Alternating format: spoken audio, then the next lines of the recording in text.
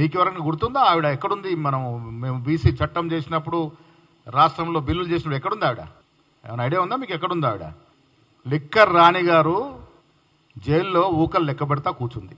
మేము కాంగ్రెస్ పార్టీ బీసీల కోసం వాగ్దానం చేసిన రోజున, మేము కాంగ్రెస్ పార్టీ బీసీల కోసం డ్రాఫ్ట్లు చేసి రిజల్యూషన్ చేసిన రోజున ఇక్కడ ఉద్యమం చేసి, ఎక్కడ ఉద్యమం చేసింది? జైల్లో చేసిందా?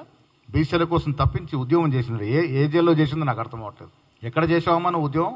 అసలు టీఆర్ఎస్ నాయకులకు కానీ మీకు కానీ బీసీల గురించి మాట్లాడే అర్హత, హక్కు లేదు. ఎందుకంటే 10 ఏళ్ళు మీరు బీసీలు అడుగడును ముంచారు. ఎంతమంది బీసీ నిరుద్యోగులు ప్రాణాలు అర్పించినారు, ఉద్యోగాలు రాక చనిపోయినారు.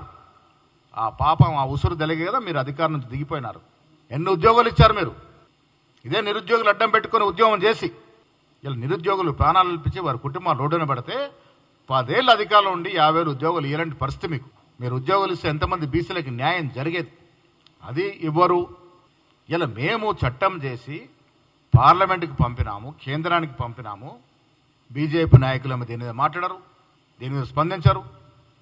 కవిత గారు కొత్త అవతారం ఎత్తుకొని ఆవిడేదో బీసీల కోసం చేసినట్టుగా ఉద్యమాలు చేసిందట. ఎక్కడ చేసిందో నాకు అర్థమవుతలేదు.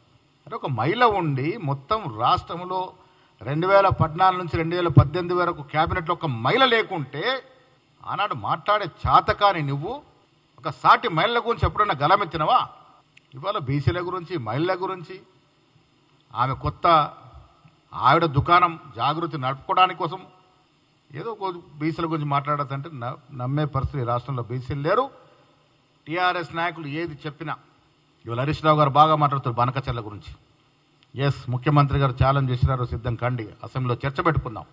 లెక్కలతో సహా, కాగితాల మీద ప్రూఫ్తో సహా మా ముఖ్యమంత్రి చూపిస్తారు.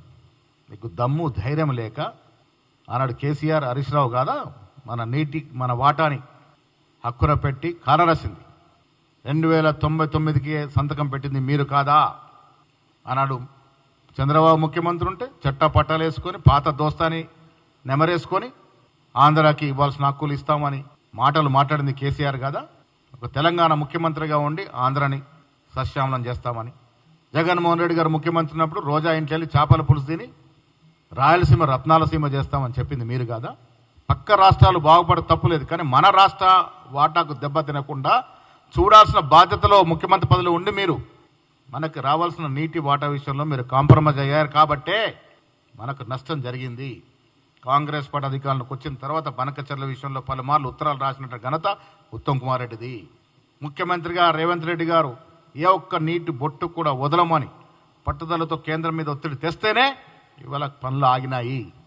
ఇది తెలిసి కూడా అబద్ధాలు మాట్లాడి ప్రజల మీద మాయ చేసే ప్రయత్నం హరీష్ రావు గారు చేస్తూ ఉన్నారు. ఇదే ప్రజలు అర్థం చేసుకోవాల్సిందిగా మీకు విజ్ఞప్తి చేస్తూ, బీసీల విషయంలో, ఎస్సీల విషయంలో, ఎస్టీల విషయంలో, మైనార్టీల విషయంలో కాంగ్రెస్ పార్టీకి ఉన్న చిత్తశుద్ధి ఏ ఇతర పార్టీకి లేదు. ఇవాళ బీజేపీ రాష్ట్ర అధ్యక్షుడిగా రామచంద్ర గారు నియమింపారు. ఎంతమంది బీసీలను ఊరడించినారు మీరు? సమర్థవంతమైన బీసీ నాయకులు లేరా? ఇంత పెద్ద రాష్ట్రంలో 56% బీసీలు ఉన్నారని నిరూపైనటువంటి ఈ రాష్ట్రంలో మీరు ఒక బీసీని అధ్యక్ష పదవి చేయలేనటువంటి మీ నాయకత్వం ముఖ్యమంత్రుల గురించి మాట్లాడుతూ ఉన్నారు. ఎవరు నమ్మే పరిస్థితులు లేరు. జనం రేపేం చేస్తారో చెప్తే నమ్మరు. ఇవాళ చేసి చూపించినోడే మునగాడు.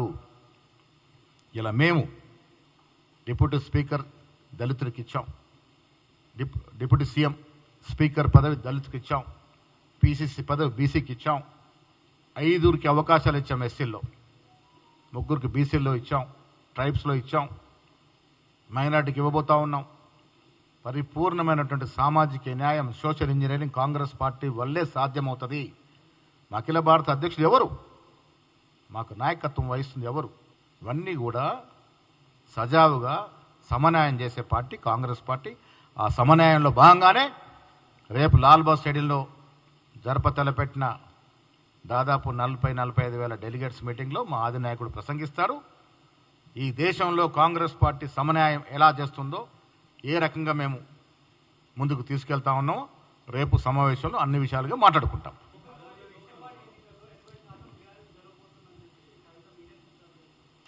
అసలు ఆవిడ ఏ పార్టీలో ఉంది? ఇప్పుడు జాగృతి నుంచి నిలబెడుతుందా? రేపు బీఆర్ఎస్ నుంచి నిలబెడుతుందా? బీఆర్ఎస్ నీ స్థానం ఏంటి?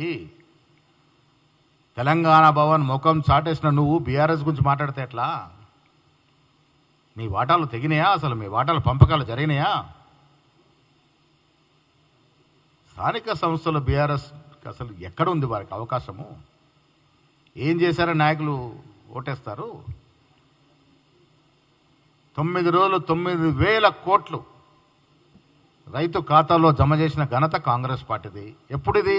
మీరు 7,5 లక్షల కోట్ల అప్పు మాకు పెట్టిపోయినప్పటికీ కూడా 60,000 ఉద్యోగాలు సంవత్సరంలో ఇచ్చినట్టు ఘనత కాంగ్రెస్ పార్టీది. రైతు బంధు, రైతు భరోసా, రైతు రుణమాఫీ, సన్న బియ్యాలకు 500 బోనసు, సన్న బియ్యం బీదవాడికి నాణ్యమైన సన్న బియ్యం ఇవ్వడం, ఇందిరమ్మ ఇల్లు 10 ఏళ్ళు ఊరడించారు. 10 ఏళ్ళు ఆశల పల్లెకలు ఊపారు మమ్మల్ని. డబుల్ బెడ్రూమ్ సైరన్ మోగినట్టే. ఒక్క డబుల్ బెడ్రూమ్ ఇచ్చిన పాపన పోయినరా? ఇలా మేము ఇందిరమ్మ ఇళ్ళ పేరిట ప్రతి నిరుపేద ఎలిజిబుల్ నిరుపేదకి ఇల్లు ఇస్తూ ఉన్నాము. ఇన్ని ఘనకార్యాలు చేసినటువంటి మమ్మల్ని ఆదరిస్తారా? ప్రజల్ని 10 ఏళ్ళు అడుగడుగున మోసం చేసి ఎస్సీ, ఎస్టీ, బీసీ, మైనార్టీని అడుగడుగున మోసం చేస్తా మీకెందుకు ఓట్లేస్తారయ్యా? రాష్ట్ర సంపదను దోచుకున్న తీరు చూసి ఓట్లేస్తారా? భ్రమలో ఉండి మాట్లాడుతూ ఉన్నారు. కవిత గారు ఉనికి కోసం పాకులాడుతూ ఉంది. రాజకీయ శూన్యంలో ఉంది ఆవిడ ఇప్పుడు.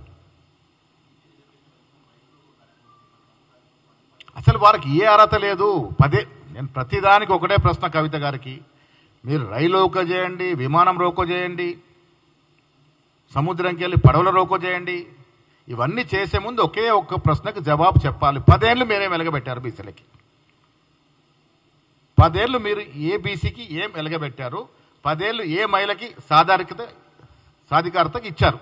ఇవిడికి ప్రశ్నలకు జవాబు చెప్పిన తర్వాత మీరు ఏమన్నా చేయవచ్చు. ఏ ధర్నాన్న చేయండి, ఏ రోకోను చేయండి.